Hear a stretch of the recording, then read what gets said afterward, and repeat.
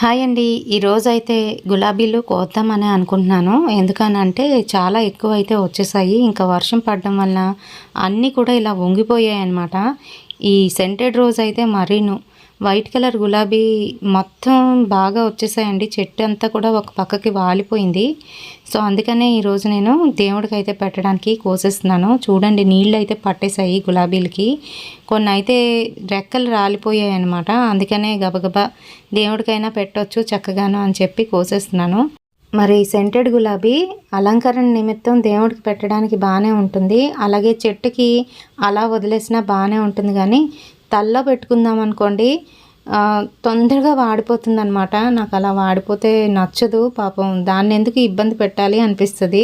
అందుకనే చెట్టుకి అయితే వదిలేస్తూ ఉంటాను. ఇదిగోండి, ఈరోజు కూడా ఇది కొనేటప్పుడు ముద్దగానైతే ఉందన్నమాట. ఆ తర్వాత పైన నామాల్లాగా వైట్ కలర్ గీతలు అయితే ఉండేవి చార్లు. మరి తర్వాత ఏమైందో తెలీదు, కొన్ని రేఖలు రావడం అనేది మొదలుపెట్టిందండి.